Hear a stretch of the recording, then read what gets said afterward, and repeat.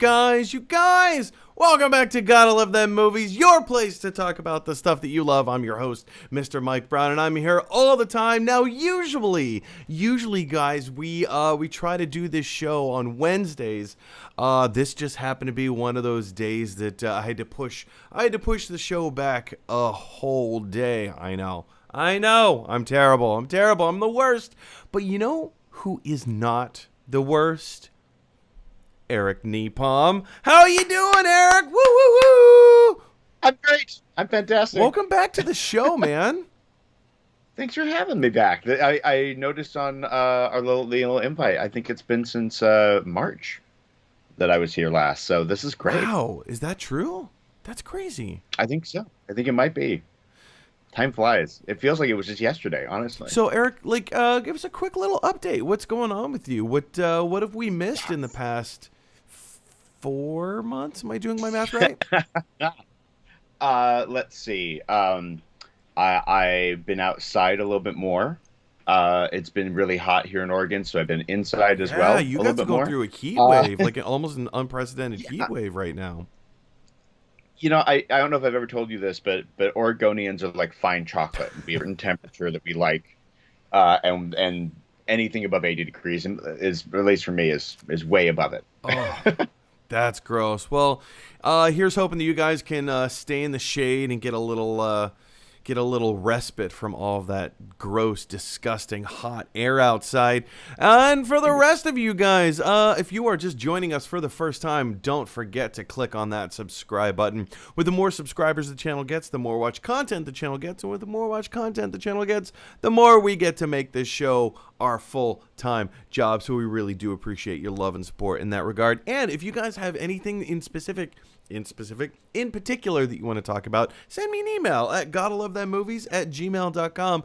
And as long as your comment is family friendly, we can make pretty much whatever it is you want to talk about a main topic here on the show.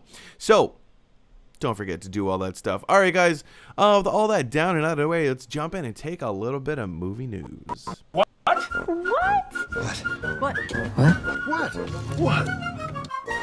All right.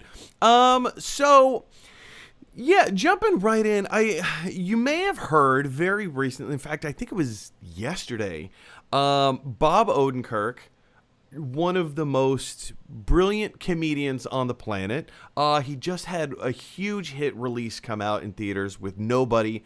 You may have seen him in Better Call Saul. You may have seen him in Breaking Bad. You may have seen him on The Office. You may have seen him in Arrested Development. You may have seen him starring in Mr. Show alongside now I can see his face perfectly in my mind. Cross. Sorry? David Cross, thank you very much. Yeah, I mean, he's a celebrated comedian, a celebrated actor. He's wonderful, incredible at what he does. Well, turns out yesterday he collapsed on set of the final season of Better Call Saul. Apparently he had some kind of a cardiac event akin to that. Well, his son took to social media last night just to let everybody know his father is okay. Dad is all right. Bob Odenkirk is going to be okay. He's still in the hospital, still doing a little bit of recovery. What does this mean for, continuing filming of the final season of Better Call Saul, or, other projects that he has in the mix?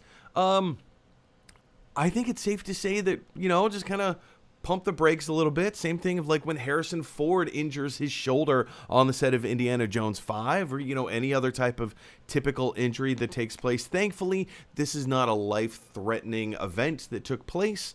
Bob Odenkirk is going to be okay. He's probably, like I said, spent a few more days in the hospital in recovery. Eric, I know you're pretty much a huge fan of Bob Odenkirk, just as myself. Oh, yeah. Obviously, it goes without saying, if I were to ask you, how does this news make you feel? Obviously, we're all going to say, well, we're super relieved to hear that he's going to be all right. But, in your own words, how does this make you feel? You're right. You're totally right. When I saw the news yesterday, while scrolling through Reddit in the morning or afternoon, whenever it was, that he collapsed, it was an instant bummer. The man's a talent, skill, and on screen and behind the screen. I think for me, there's a level of oh no and oh yay in the newest news that he's going to be fine, and it seems very mild.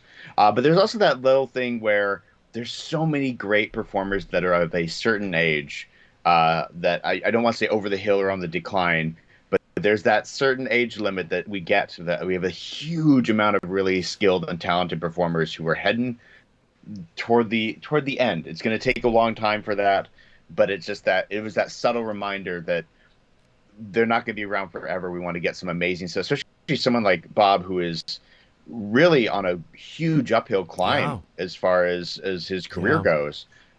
Just one of those things where we want to get as much as we can out of him, but also at the same time look for the next Bob. Well, also like when you look at, because you kind of mentioned his age a little earlier, he's only 58 years old. He's not that old. Yeah, no, he's not much older than I am. I mean, he is much older than I am, but not that much. Like when you're a teenager, you look at, hear somebody being 58 years old and you think, oh, they're so old. I'm nearing my 40s, almost there. Eric, you're in. I just hit my 40 a couple weeks ago. So. There you go. So he's between my parents and me, so he's right there in that middle zone. But yeah, it's still young, still decades. And it is moderately concerning, when we definitely want people to take care of themselves. We definitely hope that people are going to be around super long, and it's definitely one of those things that kind of makes you check in a little bit with yourself and with your loved ones. It does. But you also you mentioned Nobody, and Christopher Lloyd is in that movie. Right? Who is definitely someone who is still, I don't want to say going strong, but he's still going. He was old in the 80s. He was old in the 80s.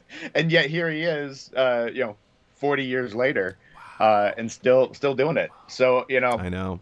If that's anything to say about it, it's true. If those two greats can share a screen, then I'm sure Bob will share greats with more. Agreed. If that was a good sentence. But guys, big question is for you is, I mean, obviously, how relieved are you that that Bob Odenkirk is going to be okay? His son gives us the 2 thumbs up. Everything's going to be all right. But also, like, how do you think this is going to impact? I mean, like, in terms of Better Call Saul, the final season, it's just going to be, I would assume production is probably just going to be put on pause for about a week, which is not unheard of. That is not unrealistic. But I mean, if you have other opinions, this could be a bigger pushback. If I don't know what I'm trying to say. Guys, what are your thoughts? Jump on down to the comment section below. All right, let's move on to our next bit of movie news. And our next bit of movie news actually comes in the form of an email from longtime viewer, the Nerd Zone. And Nerd Zone sent me an email at gottalovethemmovies@gmail.com. And he says, Marvel Studios news, Henry Cavill has had a meeting with Marvel Studios in London. So this is the only email that I received. This is the only bit of news, so I had to look it up. I hadn't heard of it yet, and so apparently, now there's 2 sides to this. This particular website, I totally lost. Smallscreen.co.uk is reporting that Henry Cavill has met with Marvel Studios in London. Further on down in the article, they say that they heard this news a few months ago, but they needed to wait until they could actually confirm it. Let me state very clearly, first and foremost, smallscreen.co.uk is a very small website. They're not a big, major news-breaking website where they say, oh, we've got, like, this is all the official news. Our sources are vetted. We know all this stuff 1,000%.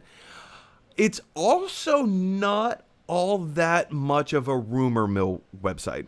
And what do I mean by a rumor mill website? Well, I mean, that would be more sites like Cosmic Book News, not to be confused. Not to be confused with Comic Book News, or sites like We Got This Covered. They make up stories. They're complete fabrications. So smallscreen.co.uk is not a small-time rumor mill website. However, they're not also they're not a vetted website like Variety or Deadline or The Hollywood Reporter or even Collider. So they're kind of in that middle ground. This particular story has not been reported on by any of the major trades. Variety, Deadline, Hollywood Reporter. So, I mean, this particular story is to be taken with a little grain of salt. Has Henry Cavill met with some Marvel people in London? I'm going to go ahead and say, yeah, he probably did. But were they talking Marvel? Is the possibility of him being brought in to play a character in the MCU?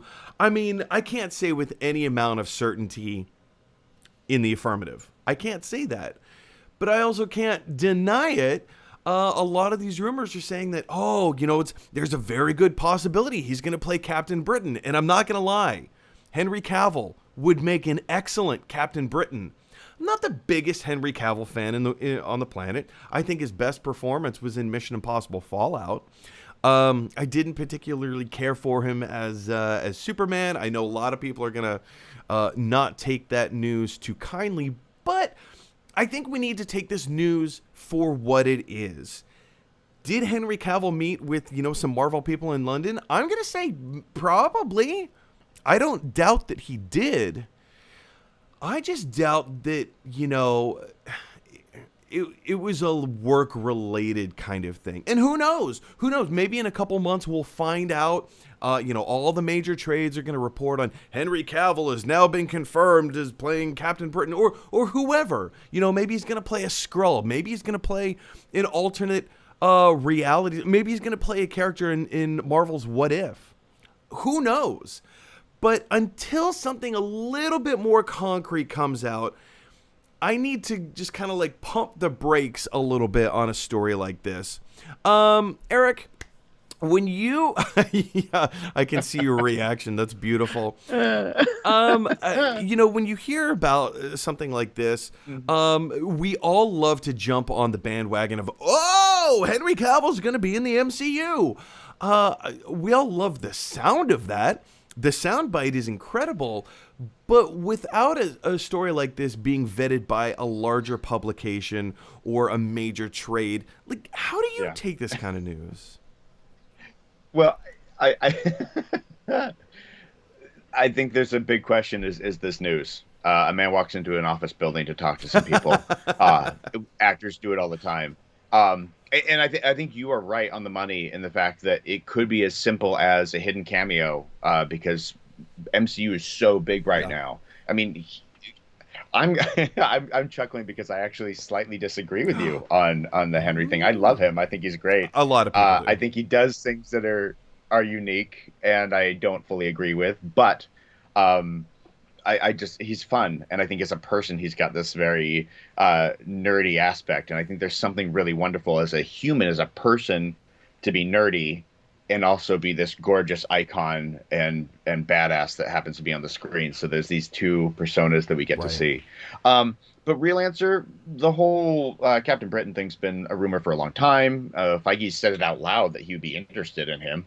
That doesn't mean anything, but I think the reality is, who knows? I mean, he was probably in town filming the 7 other things he's doing. Man, he's doing Witcher season 2. He's doing which I'm excited for. I'm excited. I won't want to say I'm excited for Highlander, the reboot, but I'm also excited for the Highlander reboot. It's a weird emotional feeling. No, I get it. I get those lines. But I think in reality, you got an actor, a big name actor. He's around. He's nearby in town. It's a perfect opportunity to talk to him. It could be the opposite direction. It could be Henry reaching out to them, saying, "I'd be interested. Can we talk?" So, I mean, real answer, it could be absolutely nothing. He could have stepped in there to use the bathroom. Is it news? I don't think so. I mean, and also, are we going to know? I mean, let's say, and it's not like the MCU is going to be like, "Oh, by the way, surprise, surprise, he's here." They will, but they'll do it accidentally when it's the most inappropriate time in their I trailer would to love leak it. if this was a news story about him walking into Marvel Studios just because he really had to pee. That would be the best thing ever. How did you get cast as Captain Britain? Well, I actually had to use the bathroom. You can thank my bladder for that. And you know what? Also, who knows what contract he has with DC? DC might not allow him to do a Marvel film at the moment. Agree. I totally agree. That may be the whole conversation that they have. Hey, if we were to ask you to be on MCU, are you allowed to do both? And like you say, vice versa. Maybe he approached Marvel and saying, "Hey, my DC contract is ending in 2 years or something like that. What do you have available?" I mean, this is not unprecedented to see like DC and Marvel crossovers. James Gunn just did it, and it seems to have no effect financially whatsoever. Not one bit. And that one I'm excited for. I'll be honest. So I think the right person, the right role makes all the difference. And I think production companies are on the right base and following where the people are following. And you may not love him that much, but he's still pretty nice. He's very popular. He's a box office draw. That much is undeniable. But the question for you guys is, what do you think of these rumors of Henry Cavill going in to meet with London Studios Marvel MCU, possibly? Do you think that there's any credibility to these rumors, or do you think they are just indeed that, rumors? Let me know your thoughts down in the comments section below. All right, guys, our next email question also comes from the Nerd Zone. And Nerd Zone says, Bat News, Ben Affleck in Glasgow for the Flash movie. And yeah, unless you've been kind of sitting underneath a rock lately, Ben Affleck is in Glasgow right now filming his portions of the movie for the upcoming Flash film. Now, again, kind of what Eric was touching on in the last segment of, is this news? Actor walks into office and, has a meeting. Is that actually news? Is it news? Actors on stage or on set working. It's true. Yeah, exactly. Like, we have these set photos. We have these videos of, Ben Affleck in the costume. We've got some great looks as to what the Bat Cycle is going to look like and how it's going to function. I'm not going to lie, you guys. This looks really cool. This looks really cool. There is a video. Let me see if I can pull this video up real quick for you guys. Oh man, as I breeze through this. Yeah, as you have this great comment about the motorcycle. Batman is the James Bond Iron Man of the DC universe, and he's a character in a set, right? He's great. He's phenomenal. But there's a lot to say about a production company that does a really good job with the gadgets, because Batman's a lot about the gadgets. Less so in certain films and stories, but as you look for that video, like, there's just something about just a still image of this dark, very sleek and yet functional vehicle that just is really, really appealing. And honestly, Ben's not my favorite Batman at all, but even if you left Ben out of it and just said, quick new look at the new Bat Cycle, boom, I'm in. Like, even just saying those words, I'm interested in seeing what it looks like, even if it's a disappointment, and it won't be based on everything we've had so far. Well, we've also had looks at the new Batmobile in the Robert Pattinson version. He also has a Bat Cycle in that, does he not? Am I making this up? I think so. So I mean, like, we have multiple iterations. Especially for a Flashpoint Paradox kind of movie, we're able to see what different incarnations are going to look like, taking place at the same time. Maybe not in their timeline, but our real life timeline. We kind of get to see, oh wow, like, we have two different iterations of Batman happening simultaneously in our lifetime, which is confusing. I mean, if they said Michael Keaton in Glasgow, boom, I'm instantly reading that article. Just saying. But yeah, I mean, like, this is the kind of thing that is not the biggest earth-shattering news bomb of all time. Ben Affleck's in Glasgow, and having been to Glasgow many, many, many times, I'm intimately familiar with the city. So, like, this This clip right here, it's weird to say, like, I know exactly where this is taking place. I know exactly where they're filming this. I've walked down that street many a time. And, you know, this even makes me think of a lot of back when they were filming Dark Knight Rises. They filmed a portion of that in Newark, New Jersey. And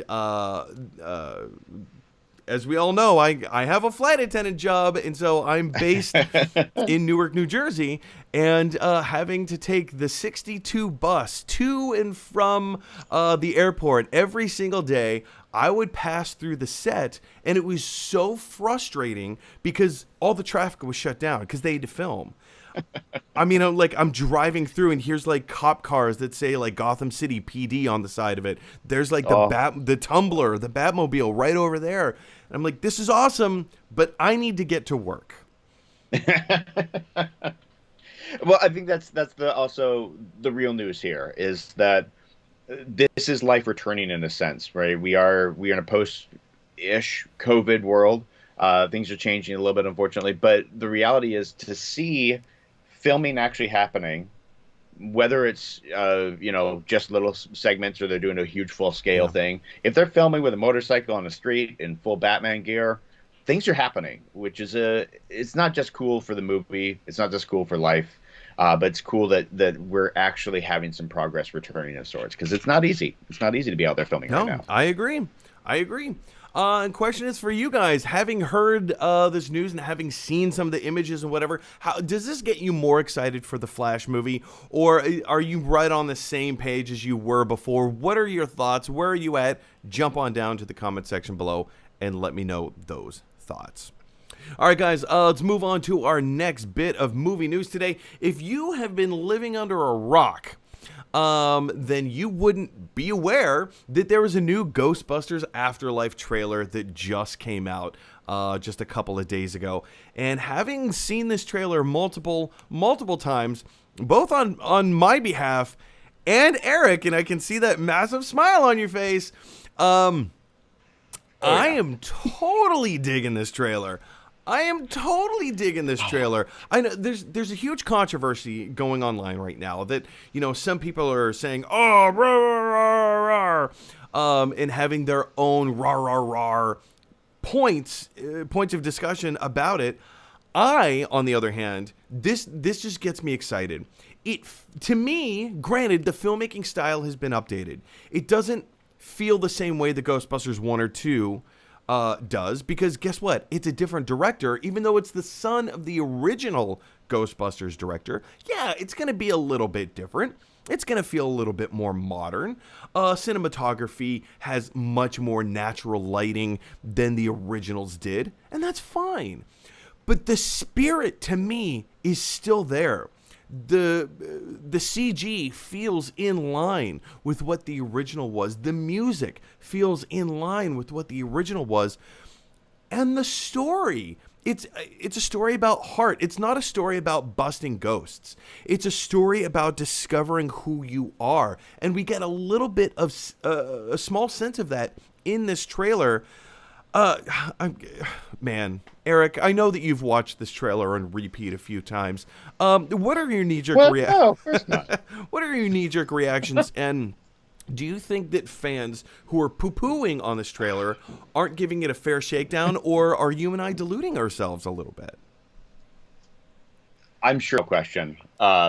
First off, I do love Ghostbusters. In fact, for this weekend's backyard movie nights we've been doing here at the house since last summer, we're doing Ghostbusters, the original, just because of honestly, it was honestly because of this trailer. And here's the reality: I love trailers overall. There's something really delightful about them because they have an ability to tell a story in a small moment, and they have an emotional impact. The purpose is to get you invested. And some people make trailers wonderfully, and some do a really horrible job at it.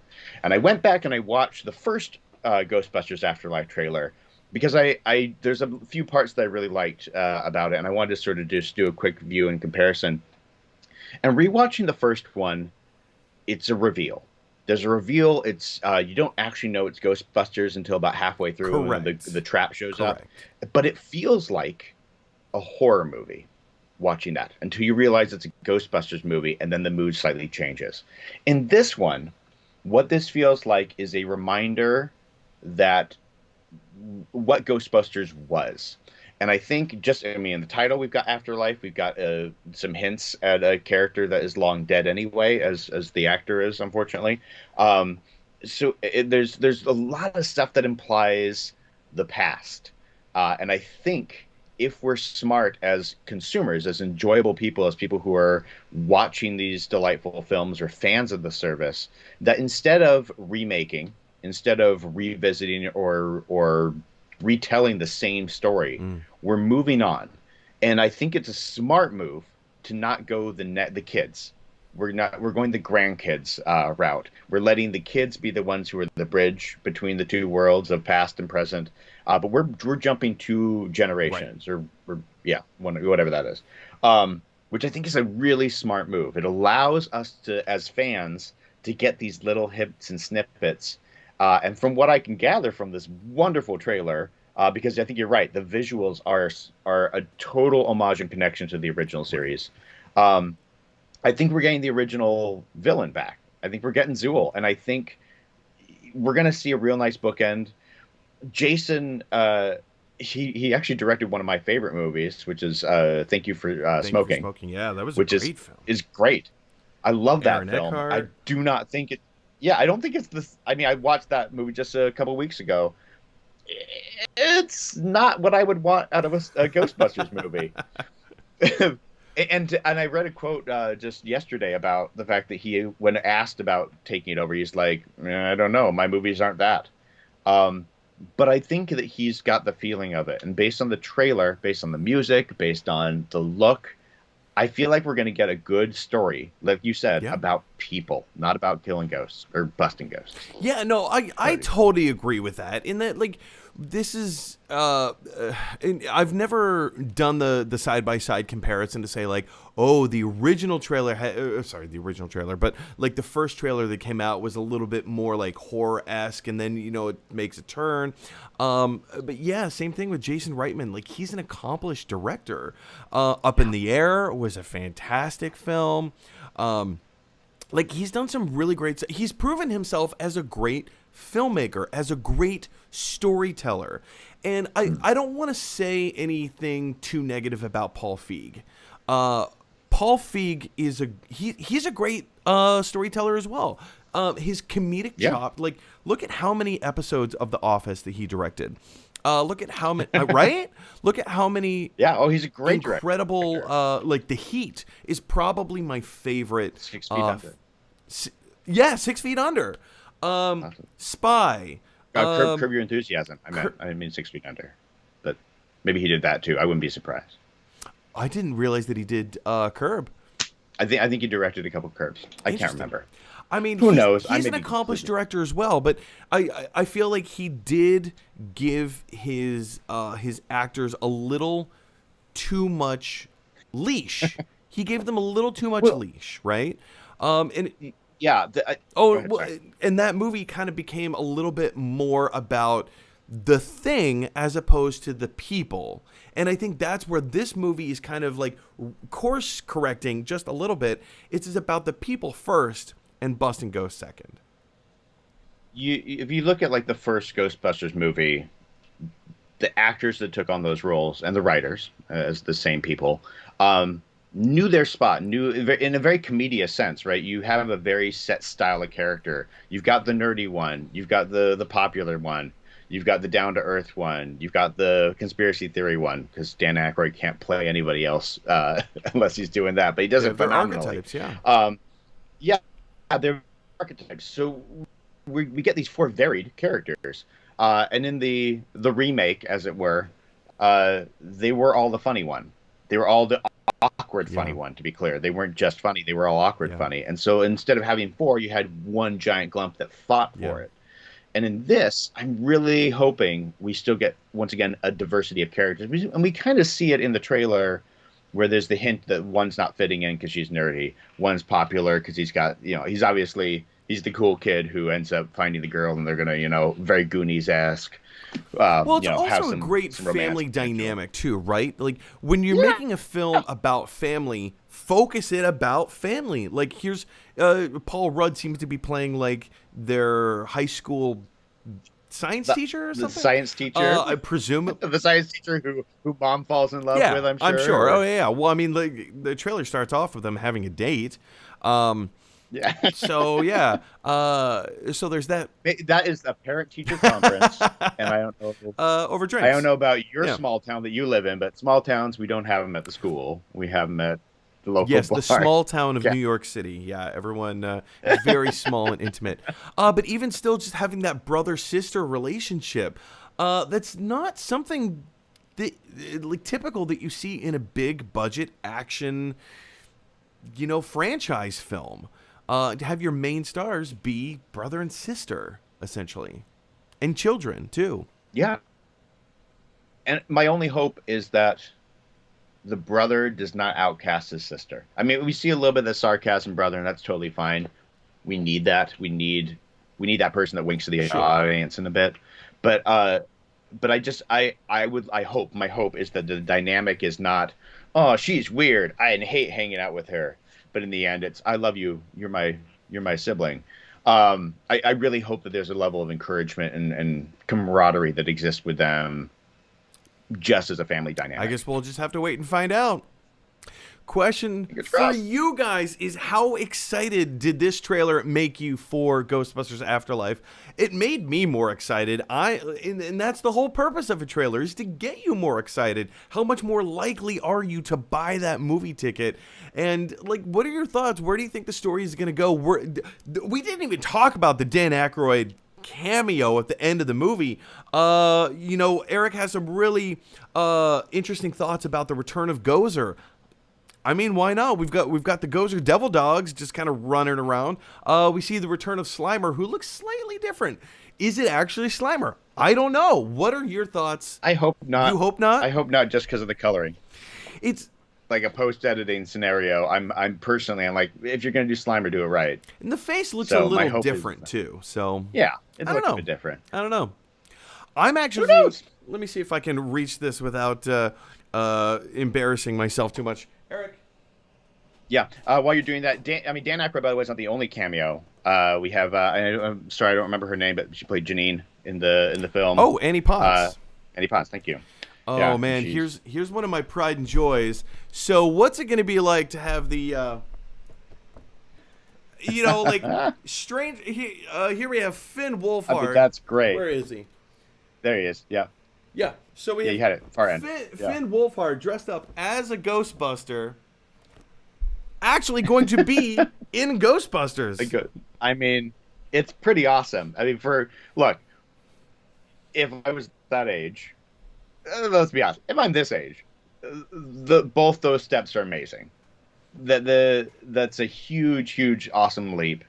I think, just that opportunity to play in that is an homage, an entire series that was basically an homage to everything that we love.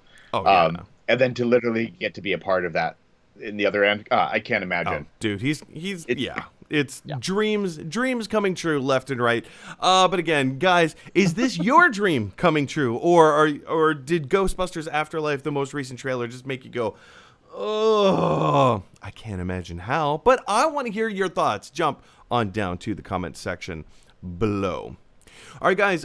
Speaking of movie franchises from the days of yore coming back anew, apparently Disney, under the 20th Century banner, has secretly been filming a new Predator movie. The new Predator movie has been titled Skull. We know very little about it. I want to jump into this article real quick from Collider. So Dan Trachtenberg, who directing the film, doing it all in secret. His new movie Jungle Cruise, just coming out. Who's doing a recent interview with Collider, ended up giving a few secret details about the upcoming secret project Predator, also known as Skull. The film will boast a female hero, which quote from Dan Trachtenberg, which I always think is interesting. Excuse me, from Davis. You know what? I'm the worst. I'm the absolute worst. Who is speaking here? I should have done my homework. Anyway, let's just jump back into this. Let's pretend like none of this happened, right? It goes back to... I know I'm the worst host on the planet. No, you're great. You're phenomenal. It goes back to what made the original Predator movie work. It's the ingenuity of a human being who won't give up, who's able to observe and interpret, basically being able to beat a stronger, more powerful, well-armed force. It actually has more akin to The Revenant. Did I say it actually has more akin? Is that grammatically correct? Who cares? To The Revenant than it does in any other Predator canon. You'll know what I mean once you see it. Promised. Fox, though Davis declined to reveal the specific time period, you can use your imagination. It is early. So, So we know a few things. It's going to have a female lead. It'll take place early, whatever that means. And, shoot, what was the third thing? Oh, it's going to feel more like The Revenant than any other Predator film. We know nothing about it. We know it's still being filmed.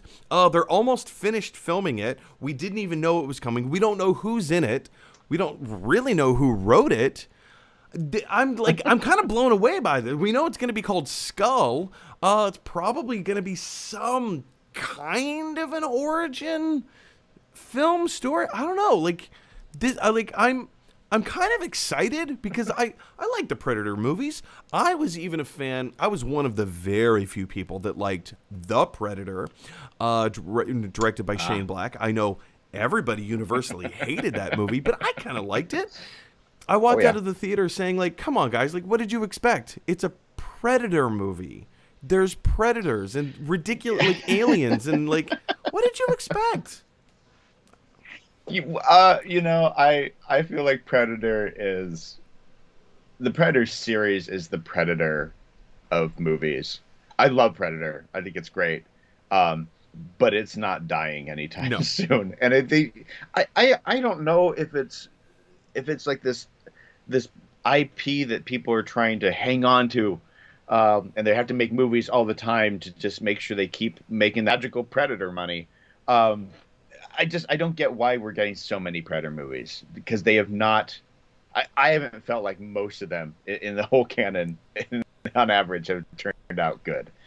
I just don't feel like there's been a sequel of.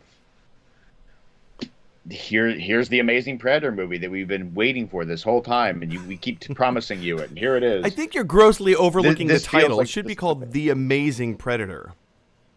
The Amazing Predator.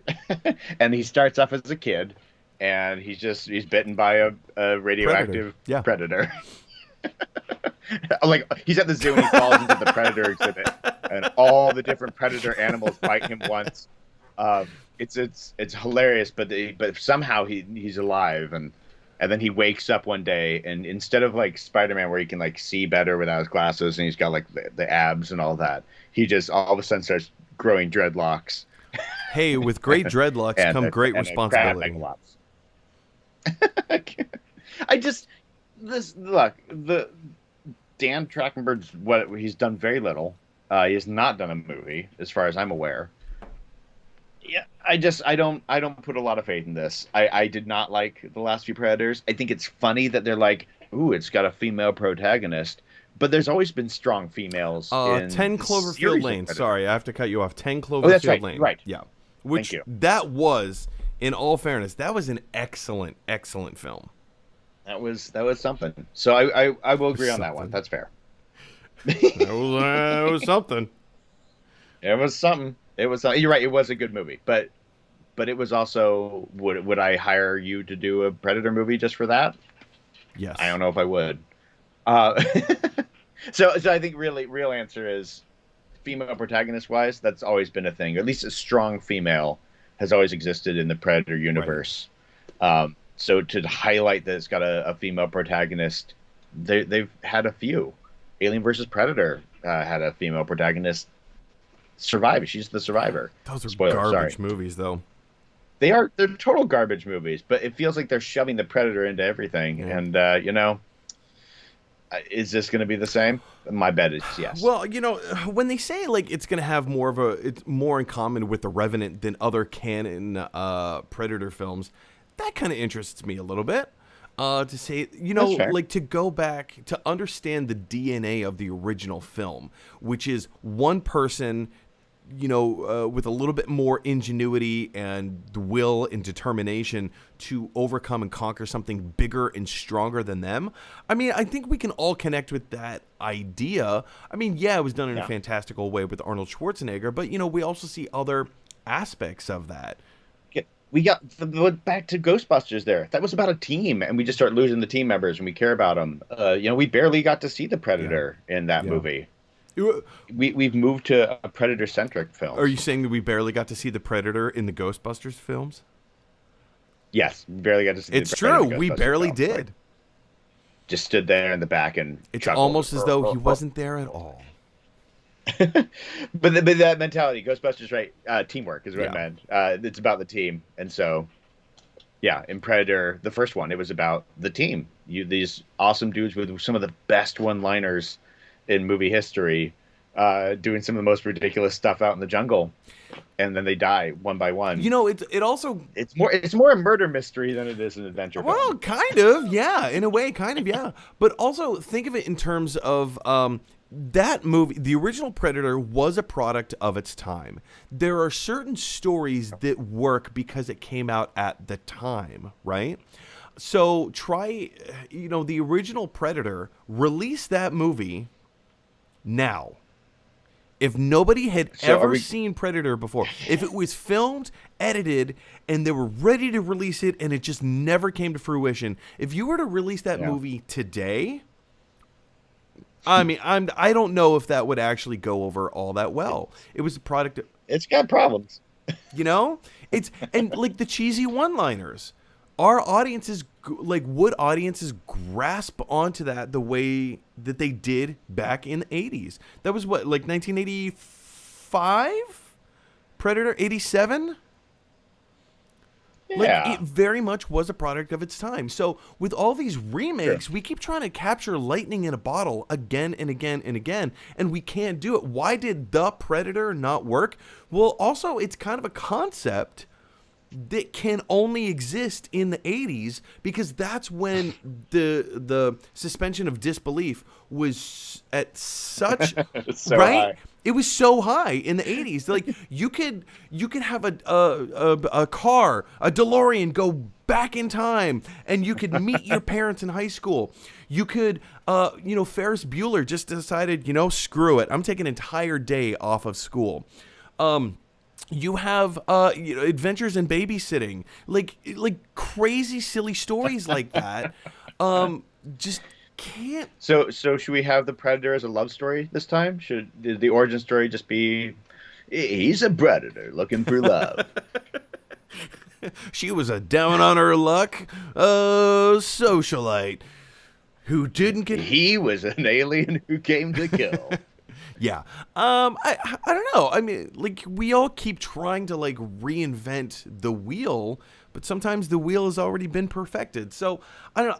I'm genuinely interested to see what this new Predator movie is going to look like, feel like. It's just like any other, is Star Wars as good as it was when it first came out? Is Indiana Jones as good as it was when it first came out? I could tell you that Indiana Jones came out the year I was born. So for our backyard movie night, we watched that. It was 40 years old. I'm 40.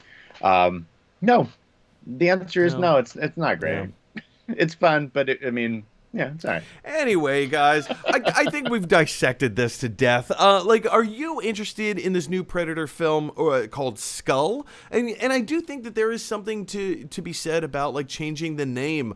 You know, maybe it's gonna harken to like the Creed sentimentality, where they went from Rocky Balboa to Creed. Maybe it's a passing of the torch. Who knows? Maybe it's gonna be a completely new invigoration. Maybe it'll work. Maybe it won't. What are your thoughts? Jump on down to the comments section below. All right, guys, we have 2 more bits of movie news to talk about. And the next one is this. Speaking of projects that were kind of secret that I didn't know were happening, apparently there's a live action Disney's Haunted Mansion, kind of a remake. Now, this is something that I've been talking about for a while, a very long time. Ever since the Eddie Murphy Haunted Mansion movie came out, it definitely is a kid's movie. When it came out in 2003, I watched it. But it very much is a children's movie. It's a family movie. I wanted it to be a little bit darker, a little, I don't know, everyone hates the term gritty, but yeah, I kind of went a little grittier, maybe a little more akin to Pirates of the Caribbean, like the darkness and gravitas that movie carried, right? And it just never looked like any of that was going to happen. Well, a couple of months ago, Disney announced that they were going to be doing a Muppets Haunted Mansion movie, which, first of all, sounds awesome to me. I am all in. Count me in. Count me in. It's going to be released on Disney+. I'm a little hesitant with the Muppets version because Disney historically does not know how to handle their Muppets franchise. They have botched every project except for the Jason Segel Muppets movie. Every project since then has just fallen apart, and it is not good. However, I have hope for the Muppets one. Now, with this, apparently the Haunted Mansion has just cast Lakeith Stanfield and Tiffany Haddish in the remake, which I hope is going to have more of a look and feel like what this picture's showing us right there. I want it to be dark. I want it to be borderline scary. If they were to do a PG-13 version of the Haunted Mansion as a film, I think that would be great. I think that would be perfect. I think that's what the property needs. I don't think, and this is what makes me really truly believe that they won't go there, is because they cast Tiffany Haddish. I don't hate Tiffany Haddish. I'm just not the biggest. Her comedy is very specific. Very, very specific. And when you say, when they say they're going to cast Lakeith Stanfield in this, my goodness, what an actor. My heart leapt when I read this. Lakeith Stanfield, he's going to be in Disney's Haunted Mansion. This is a wonderful choice. But then compare and contrast that against Tiffany Haddish. They are 2 very different actors with 2 very different skill sets. I'm frustrated because there's a few things that I want to say about Tiffany Haddish. I feel like she and I have very similar sentimentalities in terms of how outlandish we get. And I think that's the problem that I typically have with Tiffany Haddish's comedy, is that it's not reeled in. Let me tell you a personal story. Years ago, when I was first doing comedy, a very close friend of mine, who's actually been a guest on the show, told me once that, you know, Mike, you're a great comedian, you have great energy, you have great instincts, stuff like that. But you are a rough cut diamond. You need to hone yourself. You need to learn your craft. You need to cut yourself down a little bit in order to make yourself truly desirable and truly magnificent. And I would say the kind of a similar thing towards Tiffany Haddish. I think her comedy is a little too bold, a little too big, kind of in a very similar matter of how Eric, help me out here. From the from Spy, from the Heat, Ghostbusters reboot. Dan Aykroyd? No. McCarthy. Melissa McCarthy, thank you. Yes, kind of in a similar way of like, Melissa McCarthy didn't start out as like an over the top, but I kind of feel like Melissa McCarthy's leash has continuously gotten longer and longer and longer, and she's more difficult to kind of reel in. And I kind of feel like that's where Tiffany Haddish is right now. So when I see Lakeith Stanfield's name attached to a reboot film of The Haunted Mansion, I say, yeah, that could be really cool. But then I see Tiffany Haddish's name, and I'm like, it makes me cringe just a little bit. Eric, when you hear about a remake of Disney's The Haunted Mansion, first of all, what's your initial reaction? What's your reaction to Lakeith Stanfield? What's your reaction to Tiffany Haddish?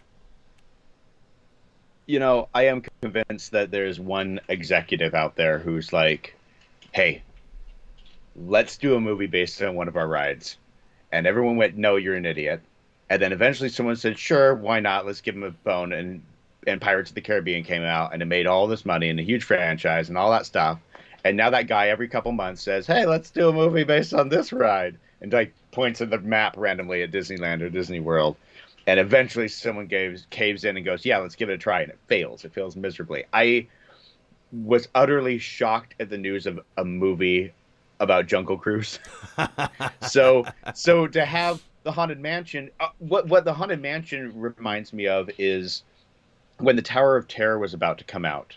As far as a film, as far as a ride goes, they made a TV movie, I believe, with Steve Guttenberg. Sure did. Yeah, which the movie ain't bad, but it was literally blank to promote blank to promote blank, and they feed each other, and it felt very masochistic of sorts, and very self-serving. I feel like a remake of The Haunted Mansion is one more attempt at let's make some more money off a ride and inspire this stuff again. I am 100% with you that go PG-13, make it a little more gritty. But what I honestly imagine is Casper when it came out the first time, where it was very, just like Beetlejuice in a way. Like you were talking about a different time. Beetlejuice is a kid's movie, but definitely not a kid's movie. It's kind of scary. It's dark. Casper was a little bit of a bridge where it was a little more family friendly and about love and caring for each other. But it also was kind of dark and like it touched on some. Oh, you've got a haunted mansion. You got ghosts. You've got to go a little gritty. You can't make this for the 3-year-olds in the room. You got to make it for the teens. And let's be honest, teens aren't watching it. It's 10-year-olds are the new teens. Kind of, yeah. Yeah, kind of. I mean, as far as films go, younger ages are trying to look cool and watching the older stuff. Sure. I can't imagine. Oh, hi, Kat. I like Lakeith. I think he's captivating to watch. I'm excited for that part. Tiffany Haddish, I think you're right on the money. That you know what you're getting. You get what you pay for, and you know the style that we're going to see on screen. Now, don't get me wrong. She's got some skills and she's got some variety. We may see subtlety, but it also, honestly, it's not going to be just on those two. It's going to be in directing, and let's be honest, the big one is the producer. And I don't genuinely trust Disney to throw out something that we're going to be like, yes, this was amazing. Let's go watch it again. No, yeah, I mean, I agree with that. And, especially with the news that a Tower of Terror movie is coming out with Black Widow. So Scarlett Johansson will be starring in and producing the Tower of Terror movie. Now we have Tower of Terror and Haunted Mansion and also the Muppets Haunted Mansion. I don't know. I'm excited. I like these properties because those are my favorite rides. Haunted Mansion and Tower of Terror. Yeah, but at what point do they say, guess what, we made a movie based on the Teacups or the Dumbo ride? But we're not basing it on the movie Dumbo or the remake Dumbo. It's on the ride. I'm sorry. I would love to see the Teacups movie. that just sounds fun. Two Teacup, Too Furious.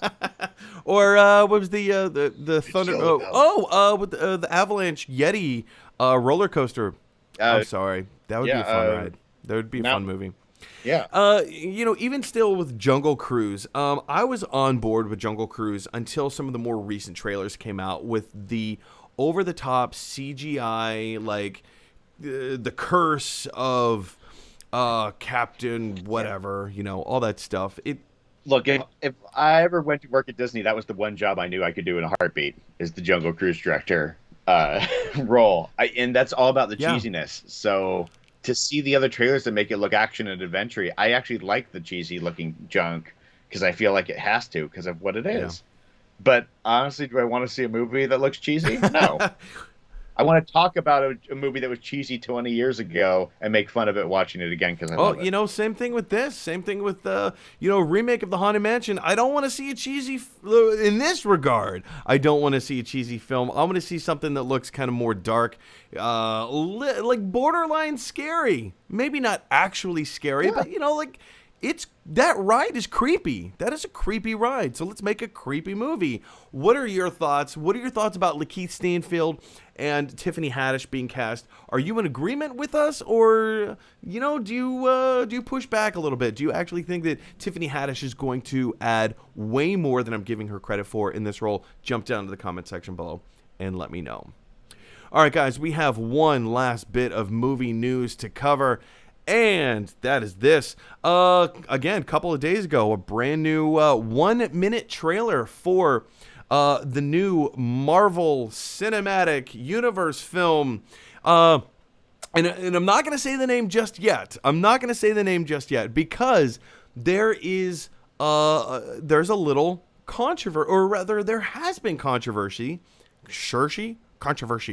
on how to pronounce this character's name. Let me jump down here to the Gotta Love Them Movies chalkboard. So there's 3 different pronunciations that have been going around. Is it pronounced Shang-Chi? Is it pronounced Shang-Chi? Or is it pronounced Shang-Chi? Now, Eric, before we actually reveal what is the actual pronunciation here, what has been your go-to? How have you been pronouncing this character's name? My gut reaction as an American who has no experience with the language, when reading, my brain goes Shang, but my mouth usually goes Shang. So I was pretty much the same. I would just say Shang-Chi. That's how it looks to my American brain. My teaching has been to pronounce Shang as Shang, but thanks to the most recent trailer that just came out yesterday, 2 days ago, something like that, we now have an official pronunciation as said in the trailer by the announcer, saying, get your tickets for this movie coming out on September, yada, yada, yada. The official answer is Shang. Shang-Chi. Even though it's spelled S-H-A-N-G, pronounced Shang-Chi. And I'll be honest, this is a difficult one for me to wrap my brain around, because I'm not used to seeing a word with an A being pronounced like a U. But it doesn't matter. It doesn't matter how it's pronounced.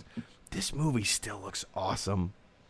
This movie looks so cool. And with this newest trailer, we get to find out a little bit more about what the 10 rings are, how they're used, and we get a pretty cool shot of Shang-Chi jumping from a bus being cut in half from one side to the other, very much a la James Bond in Skyfall. What were your thoughts of the newest trailer?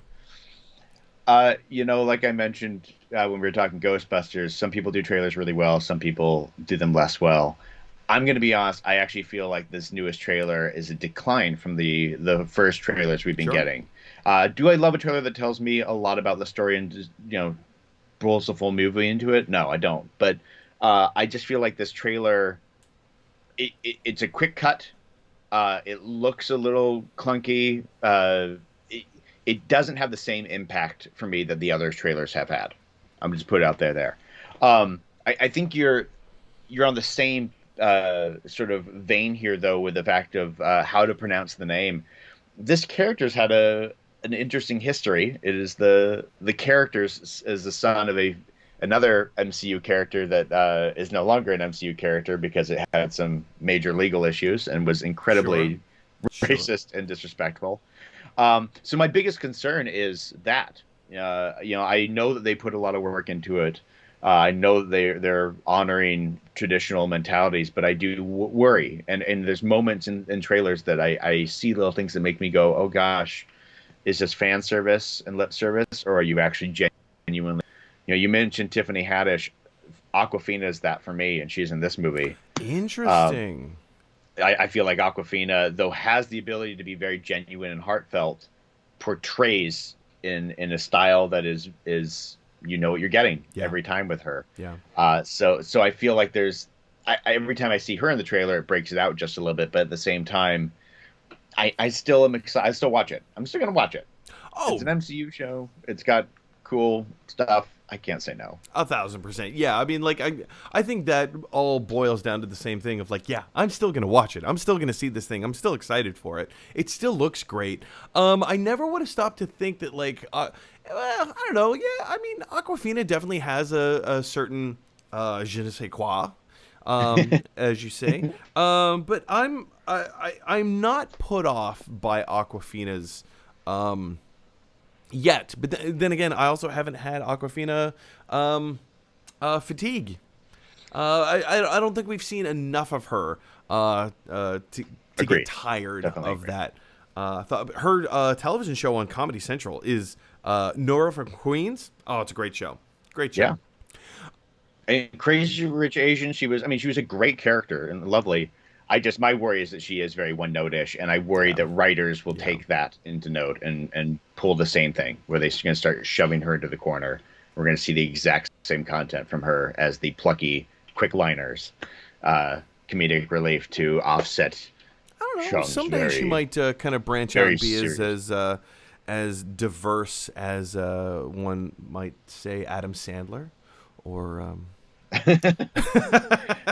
All that being said, though. One of my favorites, Michelle Yeoh, is in it, and I mean, let's talk about age, as with Bob Odenkirk, way back to the very beginning here. That woman's going strong, and still physically kicking massive amounts of butt in the most amazingly awesome, powerful character ways. Yeah. So, I mean, that alone's worth it. First time I ever saw Michelle Yeoh was in Tomorrow Never Dies, and Tomorrow Never Dies. Oh man, I was hooked. I was hooked. I bet you saw Crouching Tiger first, though. Crouching Tiger, Hidden Dragon. No, I saw. It was the other way around. Yeah, I saw Tomorrow Never Dies first. Yeah, because then when I saw Crouching Tiger, Hidden Dragon, I was like, oh, it's the girl from James Bond. Yeah, I get it. I get it. Anyway, guys, what are you? Tomorrow Never Dies, by the way, best Bond intro ever. Oh, it was incredible. Yeah. The whole on the soundtrack, that whole intro is called White Knight.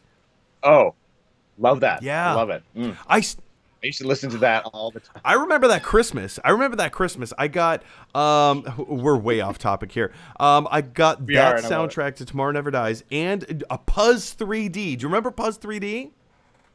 It was a 3D puzzle that you could like build up and out. I had King Arthur's castle. I got King Arthur's castle. Ooh. And so I just remember just sitting there putting my puzzle together, listening to the soundtrack of Tomorrow Never Dies and B-52s. It was an awesome Christmas. You had a phenomenal Christmas. Anyway, guys, what have your favorite Christmas presents been throughout your life? Were they 10 rings? Ooh, nice way to tie it in. Yeah. 10 arm rings. I see what you did there. That is kicking butt and driving cars and jumping from a bus and dealing with your brother. Ooh, family. Bringing it all back to family. You guys jump down to the comment section below. Let us know what you thought of the new Shang-Chi trailer. Also, like, what are your thoughts about it being called Shang-Chi? It doesn't matter. Oh, spoiler alert, it doesn't matter. Anyway, guys, where do we go? I'm flipping all through here. Eric. Whoa, that was a blown out of proportion photo. Let's see if we can get back here. There we go. I have you on retainer for an hour. How you doing on time, sir? got Got a a couple couple more minutes? All probably. right. You let me know when it's go time. Ladies and gentlemen, now it's the portion of the show to jump in and take some of your live questions. It's alive! It's alive! All right, you guys, you have been firing in live comments and questions all show long, so now it's time to jump in and see and talk about what you want to talk about. Longtime viewer of the show, the Nerd Zone, says, in England there is a massive heat wave. I'm dying right now in the heat. LOL. I will direct this question more towards you, Eric, because you are experiencing more of a heat wave than I am here in New York City. You can probably relate to Nerd Zone a little bit more. So what tips and tricks do you have for Nerd Zone to stay out of the heat? Well, it's funny because if we go over to like Celsius, the temperatures are very different. So I'd say if I just swap over to Celsius, then I'm looking at like a 60-degree day versus a 120-degree day, whatever the math is on that one. So I'll toss that in there. Real answer: how can you go wrong with a movie? Go inside, as Nerd Zone mentioned. They went through some amazing movies, so yeah, cool off. Sit on the couch, have a glass of something delicious, or ice cream. Watch a movie. I think those are brilliant suggestions. Yeah. Absolutely brilliant suggestions. Nerd Zone goes on to say, also the Suicide Squad comes out in the UK tomorrow, a week before the American release. Yeah, so this has kind of been like the Avengers 2012 is kind of the tipping point. This is where it all changed, because up until Avengers, the first Avengers film, movies would always come out in the United States long before they were released around the world. And then, if you remember Avengers 2012, it all changed. Joss Whedon and the studio, but primarily I know Joss Whedon and Kevin Feige pushed to have an international release first, and it would come out a week before, like obviously for the big films. And they would come out in the UK. They'd come out in South Africa. They'd come out in France and Germany and Japan. China's its own thing, so we'll talk about that as like a side comment. But international releases kind of became popular to come out before the United States, the American release. Turns out, I don't know how the economics of this works, but turns out that they usually end up making more money when they do an international release first before the American release. Eric, have you noticed this trend? Yeah, I think we are pessimistic. I mean, maybe I'm just a really pessimistic person in average. We're very judgmental. We have really high expectations of Hollywood, and I think that outside the United States, those expectations are just as high, but they're compared to more localized content, which is not as high quality in a general sense. I mean, look, a great example is Doctor Who, which is a wonderful show, but you watch it even now, you almost know that it could be made with a camera in your home, which is great. It's really good feel about it, with moments of really high end special effects. And so Hollywood as the United States version of it, it's just the appeal. It is the thing that is more dynamic and desirable. So you throw it into the overseas market, they're comparing it to their content. They want the big stuff. We take it for granted. So I believe personally that's where it all ends up. I agree. They're more appreciative than we are. It's true. No, yeah, it's definitely true. All right, let's jump in. I also, Nerd Zone says, I rewatched the Dark Knight trilogy in the weekend, Mike, and oh boy, it gets better every time I watch it. I gave my granddad my PS3, and he doesn't own a Blu-ray player, and I own the Dark Knight trilogy on Blu-ray, and after we watched the trilogy, he said, those were some of the best films I've ever seen. Also, every time he saw the Bat Tumbler, he said, I want that car. Yes. First of all, let me just say what an absolute thrill it is to watch some of the best movies, the best trilogies, the best film series ever made with that special someone, with that important person in your life. In that same regard, you were talking about, seeing these films with your granddad for the first time, or he's seen them for the first time, so you get to watch it through his eyes. I had that very similar experience with my own father. The last movie my dad ever watched in theaters, I got to be there with. In fact, I got to see, I got to watch the last movie he ever watched with him, and I got to see the last movie he ever saw in theaters with him. In theaters, it was Wonder Woman, the first Wonder Woman film. And my dad was a huge history buff. He loved like World War I, World War II. So the first Wonder Woman movie being set during World War I and having great characterizations. I remember when the credits started rolling, because I'd already seen it twice up until this point. I love that movie so much I saw it twice. Or I saw it 4 times, actually. But I saw it twice before I got to see it with my parents. And when the credits started rolling, I turned to my dad and I said, "What did you think? What do you think?" And he said, "That was a great movie." Now, for my father, a little context, for my father to say that it was a great movie, that's huge. Because normally, like, big budget action kind of movies, my dad would be like, "Yeah, it was fine. Yeah, it was okay." Superman, the Man of Steel, is like, He's not typically into those kinds of movies. I took him to go see Inception. Right over his head. Didn't get it, didn't like it, was not a fan. But Wonder Woman, hearing him say, "Now that was a great movie," meant so much to me. It meant a lot that he liked the movie, but it also meant a lot that he enjoyed, that we could have that familial connection. We could have one more experience together. And now that he's gone, I will have that memory forever. And I treasure it and I cherish it. Eric, for you, what other kinds of films or what movies have you watched with that special person in your life? And tell us about that experience. I mentioned it already. And I actually wouldn't have said this before, but it's been the backyard movie nights. We started this last summer as a way to get a little social time during the lockdown process. We have a nice sized backyard. It's got a slight gentle slope to it. I built a screen. I've got a full sound system, lights in the background for ambience.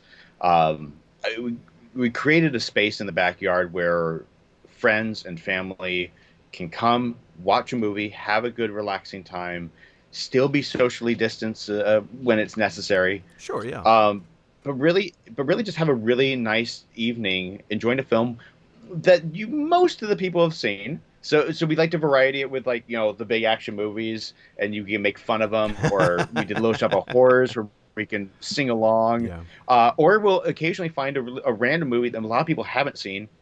Like we did Hunt for the Wilder People or The Breaker Uppers, movies that people have not viewed that are really solid movies, but still fun and charming and hilarious.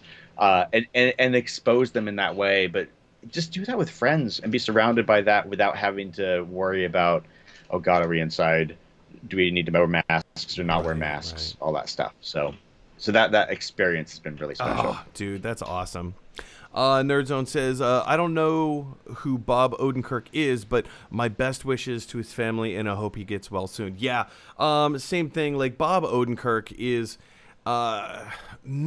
he's a powerhouse in the comedy world.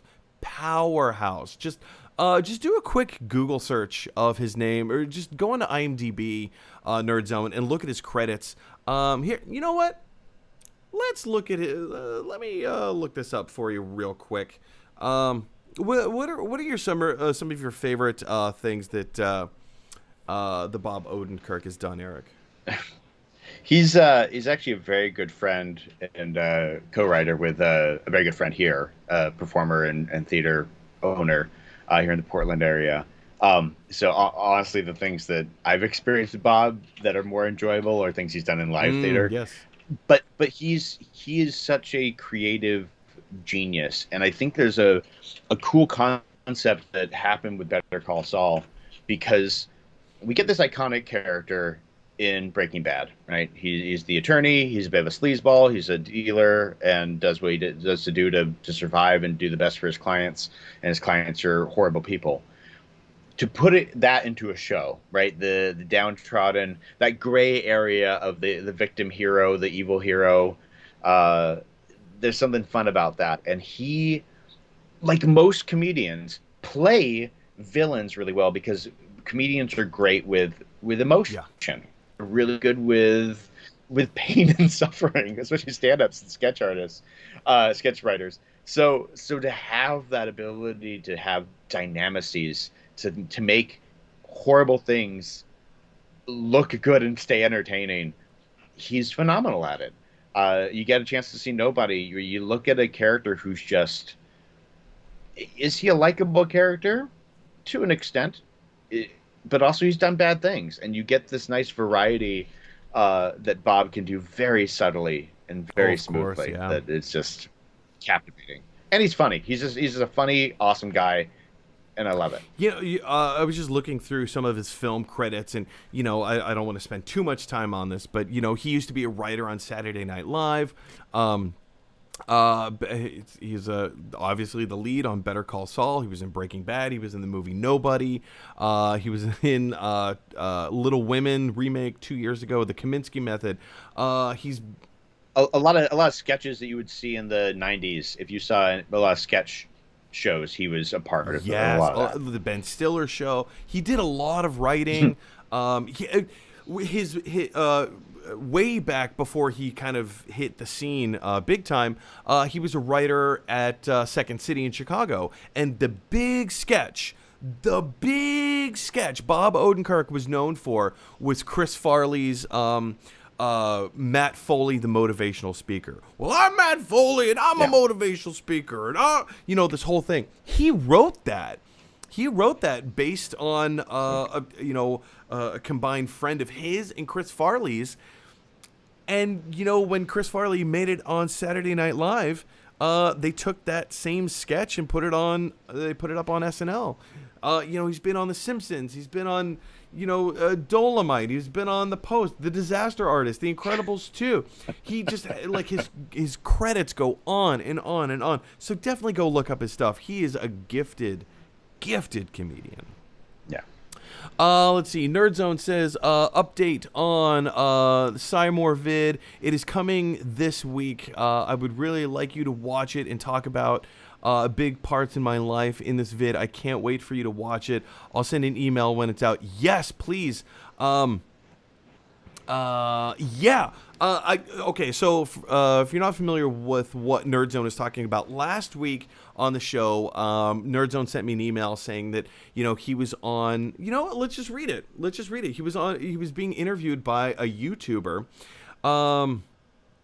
Let's see. Nerdzone says, so I recently did an interview with a popular YouTuber called Seymour, talking about my disability, and I asked him if he could mention your YouTube channel, which he did. He said yes, he'll mention your channel in the vid, and I brought his channel up on the show as well. But yes, so I would love to see this interview with you, good sir.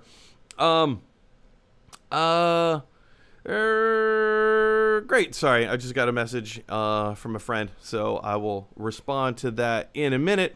Yeah. So, Eric, I'm sure you aren't all that familiar, or I don't know, maybe you are. Are you familiar with Seymour? The whole crux of what he does is he interviews people around the world on the internet in VR territories. Oh, nice. Yeah. So it's kind of a. I'm not as familiar with him specifically, but that's phenomenal. Yeah. Nerdzone, I would love to see that video. So when it's up, yes, please let me know. I'll definitely drop the links and everything down in the comment section below. Eric, we're currently at 2:22 East Coast time. How are you doing on time, sir? I got probably about 3 to 4 minutes left. Great. Awesome. So let's take one or two more comments here. Nerdzone says, I think it's just a talk about what they were doing. I think you're referring to Henry Cavill meeting with Marvel. I think it's just a talk about what they were doing, like Keanu Reeves and Marvel Studios have meetings about what they do. BTS. Behind the Thank you. scenes. I was like, is that Batman something? Behind the scenes. So maybe the same for Henry Cavill. Yeah, maybe. I mean, genuinely, maybe. Like I said before, I have no doubt that Henry Cavill has met with somebody from Marvel Studios, even if it is as simple as something like, "Hey, can I use your bathroom? Can I see the studio? Like, I'm interested. Let's see what we can do here." Yeah. Yeah, we talked that one to death. Nerdzone says, I thought I'd say the Batman news because I was quite unsure about Ben Affleck being in The Flash, but he's in it. I also couldn't tell if it was old news because last year they filmed the Batman in Glasgow. Yeah, and I guess Scotland is the new Gotham. Yeah, that's true. Scotland is the new Gotham. But I mean, like, it's, it had been confirmed that Ben Affleck was going to be reprising his role as Batman, Bruce Wayne in the upcoming Flash movie. So that he's also the right one to show up in Flash, to be clear. He's also, the dynamic is really delightful in both versions of the Justice League. Sure, yeah. So he's the best one to cameo. Oh, of course. Sure. Like, and, yeah, especially with Ezra Miller as the Flash. You still kind of need that bridge there. Yeah. Still need a father figure. Still need the father figure. Just let him know that he's actually doing a good job. Nerdzone says the UK is perfect for Gotham, though, because our cities are dark. We get rain all the time. London gets a ton of knife crimes. And as a Brit, we get crazy people here. Look up a shav. Then you get the idea. Yeah. What's a shav? I'm not so sure. Look up a chav. Look up a chav. Yeah, I mean, like, again, living in Ireland for a few... That's going to be on your next one. How do you pronounce chav? Is it chav? Chav. Yeah, having lived in Ireland for a few years, Limerick was known as Stab City. So, and I actually have close friends that came close to death in that regard. Who knows? Who knows? What are you going to do?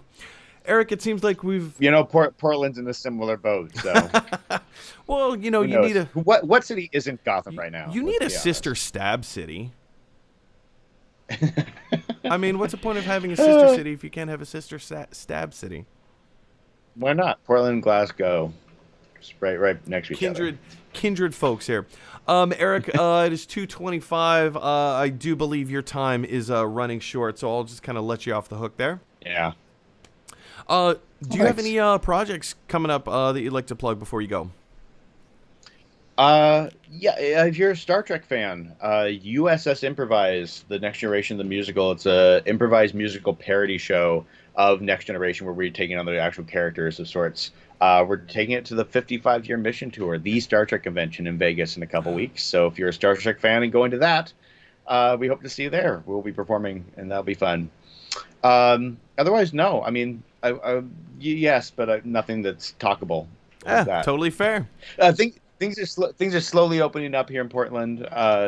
So September is the fingers crossed timeline. So who knows what'll happen? September. Looking forward to it. All right, Eric. Thank you so much, sir, and thanks for being on the show. Thanks for having me here on YouTube. Last time I was here, you were just about to start going the YouTube route, and it's great to be on this lovely location. Yeah, before we were doing it on Facebook Live, and now it's the YouTubes. Moving on up. All right, sir. Thank you so much. I will see you next time. Thanks for having me. You are phenomenal, and thanks to everyone who, especially Nerd was some amazing stuff. Oh, Nerdzone's the best. Nerdzone's the best. Excited to find out more. Stay tuned. Thanks for having me. I'll see you next time, man. Thanks so much. Bye. Bye. All right, guys. As Eric is vacating the space, I think now is a great time just to take a really quick 3-minute break. Yeah, I'm just going to take a quick break. I know there's a lot more comments to get through. We have a lot, or at least I have a lot to say about those comments. So if you're watching, please don't go anywhere. I'm just going to take a really quick 3-minute break, and I will be right back.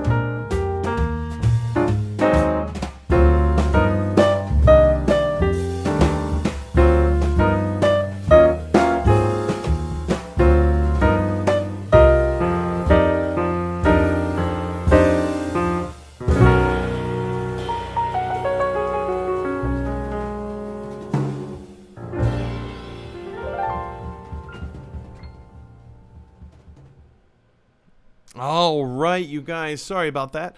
I think we cycled through that system twice. But hey, it's fine. We're back now. All is good. All is well. We're back. Let's jump right back in here and take some of these, some more of your questions. Nerd Zone says, I can't wait for Ghostbusters 3. Also, Ghostbusters Afterlife. But we've had two big decades later films that are not very good. Those films being Coming to America and Space Jam 2 not being as good as the original. I'm still excited. Yeah, I mean, so let's kind of take this for what it is. First of all, let's take it with a grain of salt. Like I said previously in the show, and I think I was talking about Predator. I think I was talking about the Predator franchise, in that, like, there are certain stories, there are certain properties that are time in a bottle, and they only work because they came out in the time period of which they were released. Like, Ghostbusters really worked. It worked really, really well. It was kind of goofy. It was kind of over the top. All that stuff, right? And then you look at, a franchise like Terminator or The Running Man, or I'm just listing off Arnold Schwarzenegger movies, or like the Predator series, or, whatever, this, that, and the other, even Die Hard. All the films that follow will never be as good as the original because the original happened at a very specific time, right? In culture. It came out at a very specific time in culture. So, I mean, is Ghostbusters Afterlife going to be as good as Ghostbusters 1? Probably not. But it also looks like it's its own thing. It looks fun. It looks like it's continuing on with the spirit that is Ghostbusters, while kind of like doing its own thing. Like Jurassic World, same thing. Jurassic World is its own franchise, and it's making tons of money, and kids love it. Are those films anywhere near as good as the original Jurassic Park? Not even close. Not even close. So, I mean,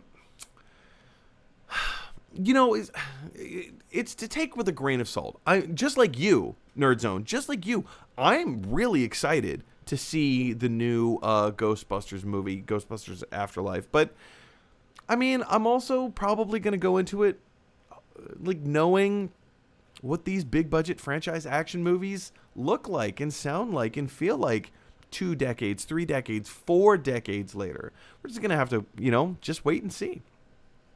Nerdzone says, it's the date the parent is doing in Ghostbusters to give the kid better grades. We made a joke about that in my math class after a girl got bad grades. Got good, and the teacher got nervous after. Oh, see, yeah, that's treacherous ground. That's treacherous ground, because again, like relationships between teachers and students' parents, and stuff like that. It's I don't know. Like we'll just kind of have to wait and see like how they do it in the movie. But stuff that was very culturally acceptable and was not crucifiable 30 years ago is completely the opposite nowadays. So again, like, just gotta be careful. Just gotta be on the lookout, Nerdzone says, haven't seen any of the Predators yet. Probably should, because it's my stepdad's favorite film. Yeah, I mean, the first Predator's really good. It's really good. It's, it's a character piece. It's, honestly, it's not so much about the Predator as it is about Arnold Schwarzenegger and his team out in the jungle, being stranded out in the jungle, just trying to survive, get from point A to point B. It's a great movie. It really is a great movie. Predator 2, I like Danny Glover. The Predator, was it? No, it was called Predators with Christian Bale. No, that was Terminator. Adrian Brody and I think Lawrence Fishburne were in Predators. That was actually a decent movie. I'd have to go back and rewatch it, but as I recall, I think I remember it being a decent film. The Predator, I enjoyed. I know a lot of other people didn't. AVP and AVP Requiem were complete pieces of garbage. Just total trash. Both of those movies are just so bad. So bad. Nerdzone says Predator World War II setting would be interesting, but women weren't allowed to be soldiers then, so this film can't be set in World War II. Not necessarily. Yeah, I mean, there's no concrete evidence when this movie is going to be set.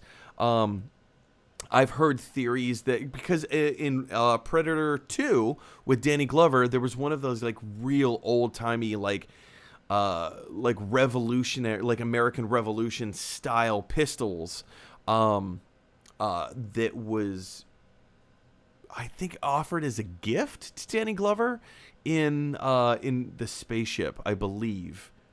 Spoiler alert, Danny Glover gets on the spaceship. I believe it was offered as as kind of like a peace offering kind of a thing of like, this came from your people, so now we're giving it back. So I've heard speculation and theory that it could be as early as like the American Revolution, or like in that time period, like late 1700s, 1800s, something like that. And that the story that they are going to tell is essentially the story of how that particular pistol came to be in their possession. So, I mean, like, but who knows? Like, I don't think it necessarily has anything to do with, oh, well, women weren't allowed to be in World War II, so it can't ipso facto. No, I mean, there's ways around that. There's ways around that. Nerdzone says, why was the Haunted Mansion ride shut again?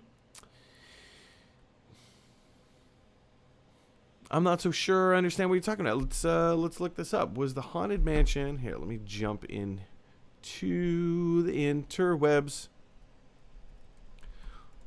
Haunted Mansion ride shut down. Let's see. The Haunted Mansion is still closed. The iconic Magic Kingdom attraction shut down for undisclosed technical issues on March 3rd and has remained closed since. Walt Disney World cast members reported the attraction is unlikely to reopen today, extending the surprise shutdown to its 4th day.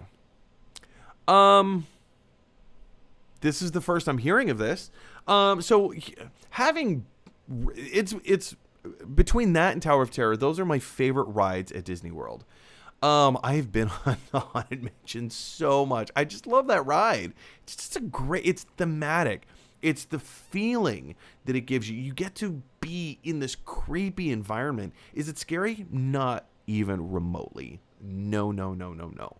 But it just has this feeling of like, it's like ooey gooey kind of, rich atmosphere that is just so enjoyable to be a part of for just a few minutes, So why was the Haunted Mansion ride shut down again?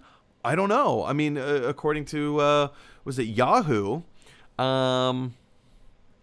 It says that it was closed for an undisclosed technical issue.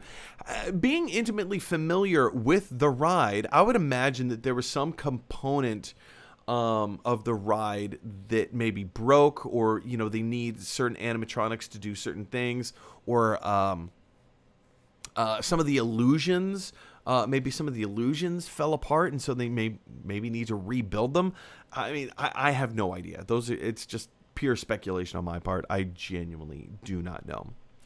Nerdzone says it's such a shame on how Disney has treated the Muppets. I agree. If Jim Henson were alive, he would be disappointed. I could not agree with you more. I don't know Jim Henson. I never knew Jim Henson.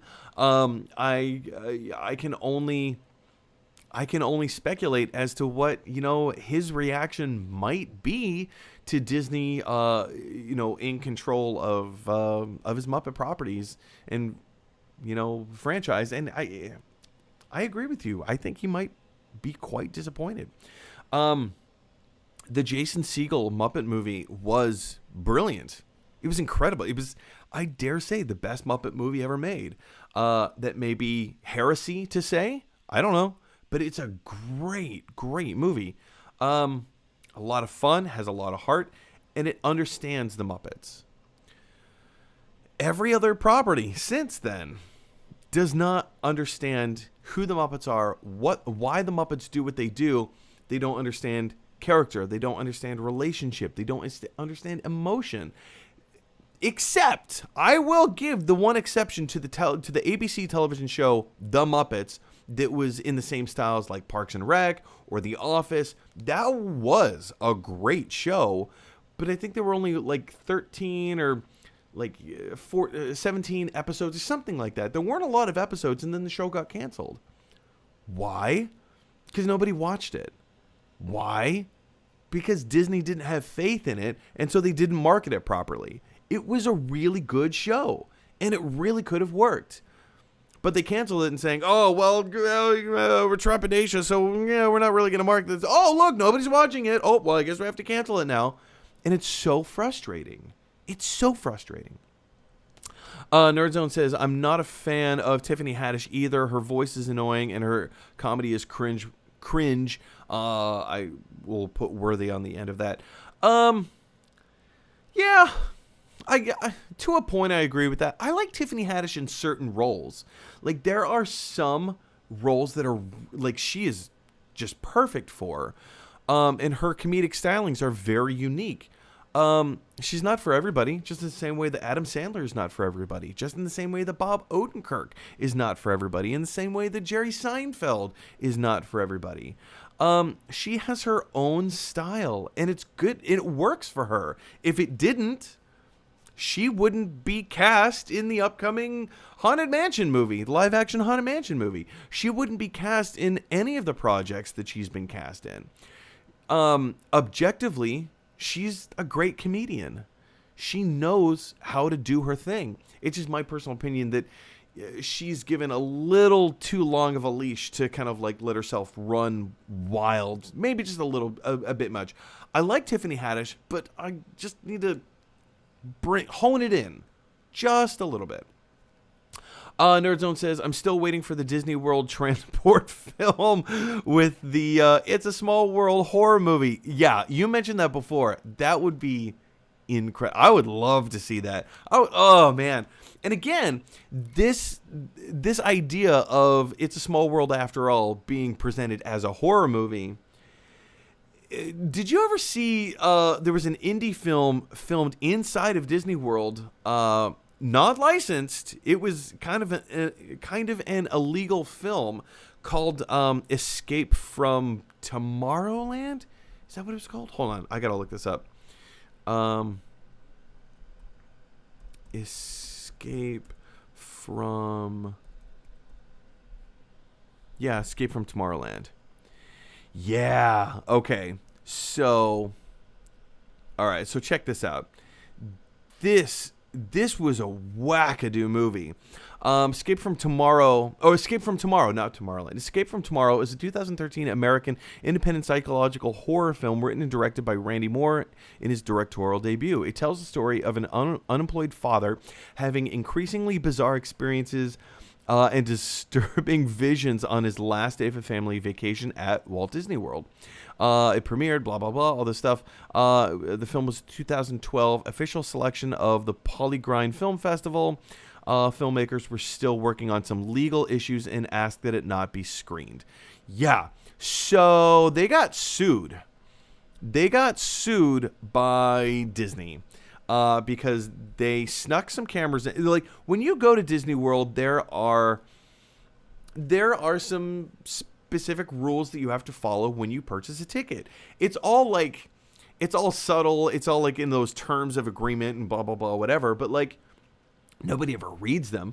But part of the stuff in there is that you cannot bring a professional filmmaking crew, like a documentary crew. There's certain types of cameras that you're not allowed to bring into Disney World, and they did.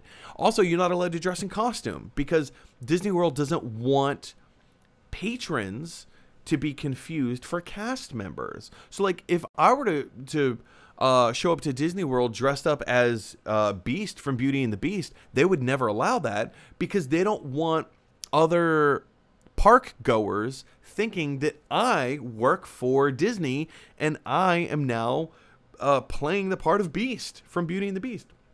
They don't want that. So there's certain rules and terms and conditions that you have to abide by. One of them is that you're not allowed to, like, film stuff. And not like, hey, that's a really cool thing. I want to film it with my phone. Not that kind of stuff, but like make a movie or anything like that. You can't do that. So they got sued. They got sued hardcore. So when you talk about, and it's a weird movie, definitely go check it out. I've seen it. It's very David Lynch style. It harkens like some David Lynch horror type stuff in it. Definitely go check it out. It's a weird movie, but I liked it. Let's see. Nerd Zone says, where did we go? I haven't seen this trailer yet. I don't like multiple trailers for a film. I'm guessing.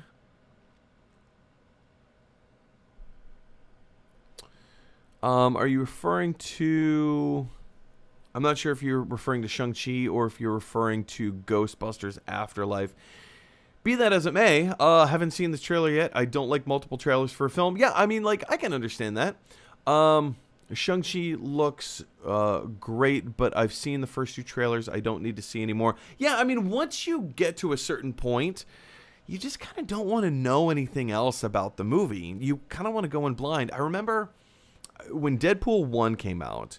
Now, granted, Deadpool 1 had some marketing problems that they needed to get over. It's an R-rated comic, like a hard R-rated comic book project that the studio didn't have faith in. So they needed to do their marketing very carefully. And when the trailers came out for the first Deadpool movie, every scene of the movie was represented in the trailer.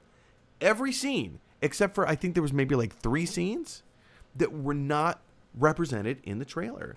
And I was very like, oh, you gotta be kidding me. You're showing me the entire movie here. It was kind of necessary, I guess. It was kind of necessary, but like it's still, ugh. But yeah, I'm right there with you, man. Shang-Chi looks great, and I don't want to know too much more. Nerdzone says Aquafina was good in the Jumanji the Next Level movie. By the way, to keep up with the video game Jumanji titles, Jumanji the Final Boss for the next film would be a perfect title. Yeah, Jumanji the Final Boss, that would be really cool, and it would fit with the theme. Oh, I agree. I don't know if they're gonna make any more Jumanji movies. In fact, you know what, let's look it up. Let's see. Jumanji 3. Let's see. Jumanji the Next Level, Jumanji Welcome to the Jungle, Jumanji 3 release date, trailer cast. Okay, so this is from Screen Rant.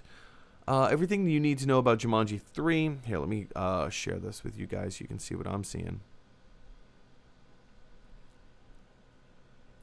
Jumanji 3 hits theaters late 2019. Ha ha! Yeah, right. So this came out February 20th of 2019. Here's everything you need to know about Jumanji 3 so far. The next Jumanji movie will be a direct sequel to 2017's Jumanji Welcome to the Jungle. Yada, yada, yada. Chris Van Allsburg.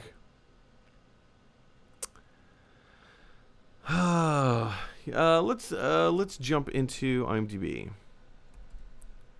Let's see what IMDb has to say about it.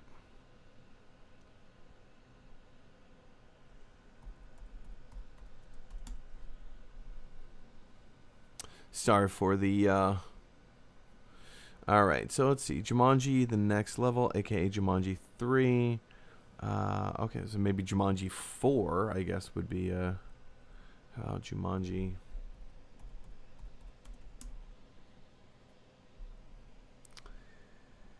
Yeah, I don't know. IMDb isn't showing too much about it.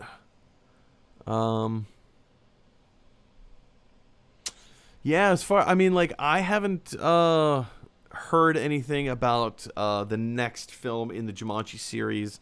Jumanji? Yeah, I don't know. I that's a great title. The Final Boss. Jumanji. I don't know. Yeah, I mean, I very much want a 4th Jumanji movie. I want to see a mashup of all this stuff. I want to see all the animals back. I want to see the jungle come back into our world. I think that would be a wonderful cap for the series. But yeah, I don't know if that's ever going to happen. We'll see. More, just stay tuned to the news, I guess. Going on the Tower of Terror was a special experience for me because in the UK, you have to be safe with disabled people in the UK with rides in case there was an emergency. But because it was a different country in France, and I was doing a Make-A-Wish so I could go on whatever ride I wanted, and it was such a special experience, especially the Star Wars bits and the Illusions fireworks. Yeah.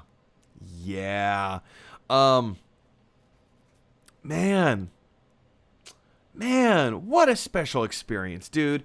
I'm so glad that you got to have that opportunity. Because, yeah, like I said, Tower of Terror and Haunted Mansion are my two favorite attractions at Disney. And I have been to Disneyland Paris. It's way better than I ever thought it would be. It's a really incredible theme park. In fact, I've been a few times. The Ratatouille ride is insane. That was one of my favorites there. I loved it a lot. But, I mean, yeah, having been on the Guardians of the Galaxy ride and having been on Tower of Terror multiple times. In fact, I've got to go. I'm not going to find it right now. It's buried somewhere deep in my phone. But I have this wonderful photo of my cousin and I riding Tower of Terror together. And he's like, "Goo!" And I'm like, yeah. In fact, I might actually be wearing this shirt. I can't remember. I might be. Yeah, it's a wonderful ride. And yeah, and again, it's the kind of thing. It is a high, a thrill ride, high adventure thrill ride. So putting someone with disabilities on that ride, I can genuinely understand is a concern.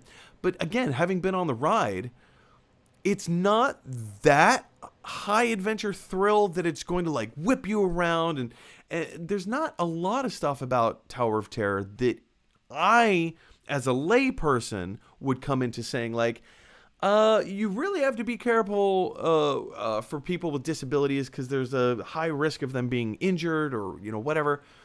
No, I think Tower of Terror is perfectly safe. And you having been on it, sir, you have the experience of being on the other side of that discussion. So, yeah, I would be interested in hearing more of your thoughts in that regard of how you felt, how safe or unsafe the Tower of Terror was for people with disabilities. But yeah, I mean, having been on it myself, it's an incredibly safe ride. I think, anyway. I don't know, but I'm so glad you got that opportunity, man, because, what a special thing. What an absolutely special thing. Especially Disneyland Paris. Disneyland Paris, when it first opened, I believe it was called Euro Disney. And then, a few years ago, they rebranded, and now it's, Disneyland Paris. But it's a great theme park. There's 2 parks. They're constantly expanding. I think they just built, a Cars ride. There's, a Cars Experience ride out there right now. That's really cool. Yeah, that's really cool. I'm really glad that you had that opportunity, dude. Let's see. Oh, yeah, and then also, the Star Wars bits and the Illusions fireworks. The Illusions fireworks are incredible.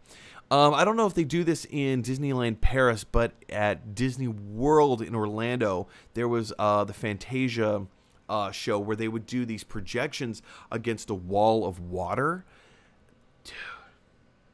Dude.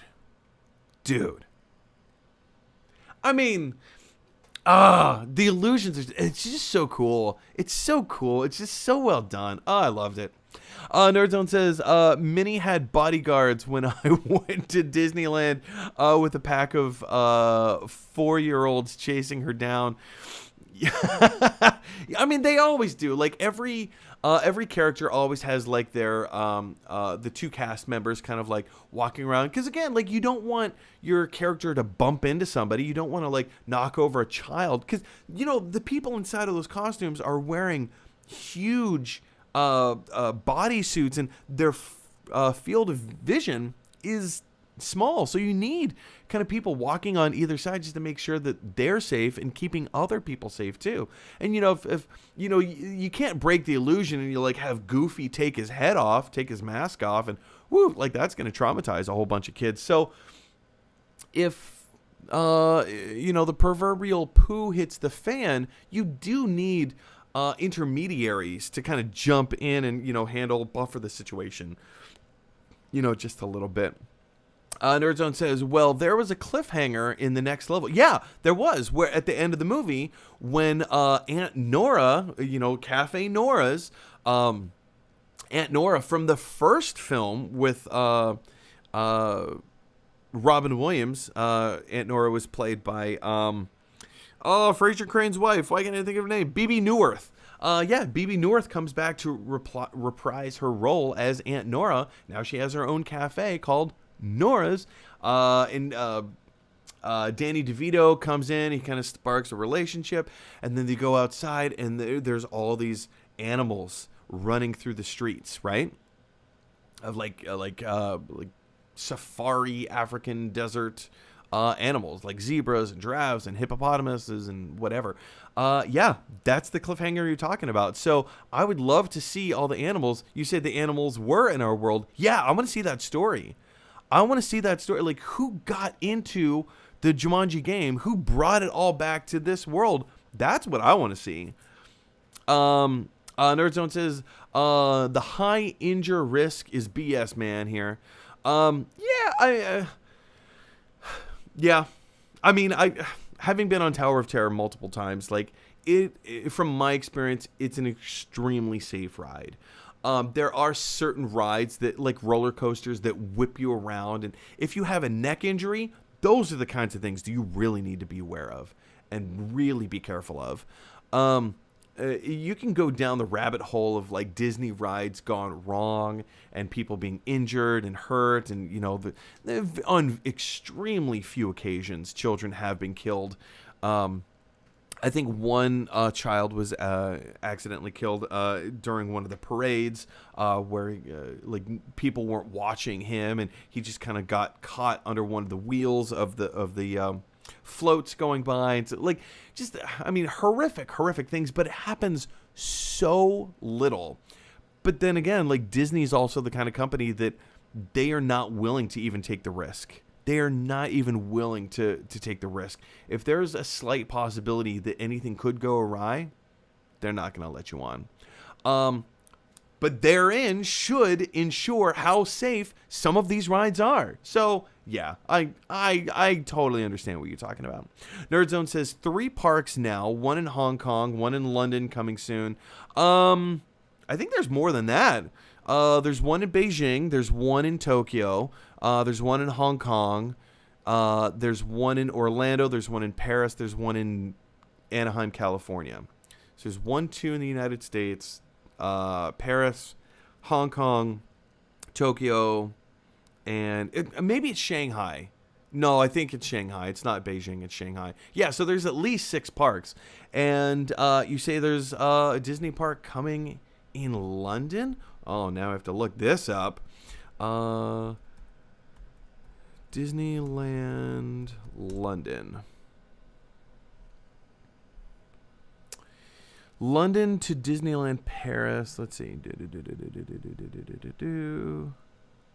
Disneyland London, episode 1. UK Disneyland theme park. London Resort reveals plans. Huh, interesting. Is there a Disneyland London? Disneyland London is a resort concept for the United Kingdom, situated close to London in the English country of Kent. Situated where Paramount Resort London is to be built. The resort would start with a single par, Disneyland and the large Disneyland Grand Hotel within the vicinity. Huh, interesting. Yeah, so it looks like plans are in the works to build a Disneyland London. That would be cool. That would be really good. I'd totally be up for that. Nerdzone says children die because parents find dumb ways to get them in. Chris Hemsworth did it with his daughter, and he said she was bopping around and won't do it again. Yeah, I mean, like, you can't put when you're a company, especially a company like Disney, you cannot trust people. Like I work for a major airline. I work for a big major company in the United States. And my experience with working with the general public is that you cannot trust the general public to do the right thing, to act responsibly. You have to put conditions and terms and parameters and safety catches and stuff like that in place to make sure that people are kept safe. Right now, the biggest part of my job is making sure that people keep their masks on the airplane. Gotta do it. You gotta like, those are the terms and conditions. That is what you agreed to. You have to do it. But people still refuse to keep their masks on the airplane. Whether you agree with wearing a mask or not is irrelevant. You have to do it. And they're very specific terms and conditions. Like when you're eating, take your mask off, take a bite, put your mask back on. Those are in the terms and conditions. Those are in terms and conditions. But when you remind someone to keep their mask on, they get so upset. Well, but I'm drinking. Well, but I'm eating. I understand that, but this is what you agreed. Don't get upset for me. Don't get upset with me for reinforcing and trying to make sure that everybody's doing what you already agreed to. You already agreed to it. So it's like when you're working with a really big company on that level, you can't trust the general public to do the right thing. You just can't. And I wish we could, but that's not the world we live in. Nerdzone says, oh, and Tom Cruise was able to get his daughter in Cinderella's bedroom. Well, I mean, yeah, just like you said with Chris Hemsworth, when you are of a certain status, sometimes the rules don't apply to you. Just saying.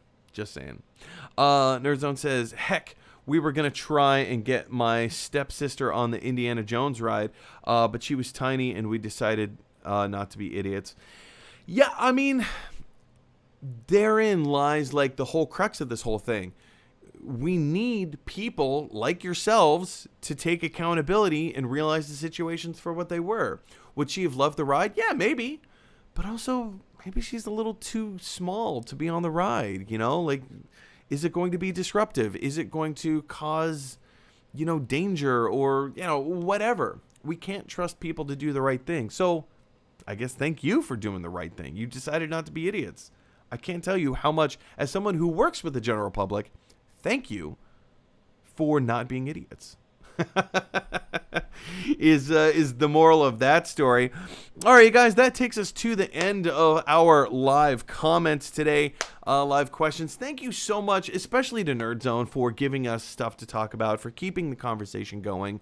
Could not do this without your help, specifically, Nerdzone, calling you out, giving us a lot to talk about, a lot to expand on, and just keep the conversation going. You guys, for anyone who is watching, if you want to send in an email, if you have a question or comment that you want to get on the show, send me an email at gottalovethenmovies@gmail.com, and as long as it's family friendly, we'll put your main comment or question as like a main topic on the show, and we'll address it, and we'll have fun, and we'll dissect it to death. So thank you for that. You guys, if you like this video, click like. If you really like this video, click subscribe. And if you really, really like this video, click share. Because that is exactly what the Walt Disney World Company would want you to do. You guys, we live in a weird, crazy world where everybody has their own thoughts and opinions, and sometimes those thoughts and opinions clash. So if you have an opportunity to infuse just a little bit of kindness into the world, or at least speak kind words to each other, please, I implore you, take those opportunities. As always, in the words of Bill and Ted, be excellent to each other.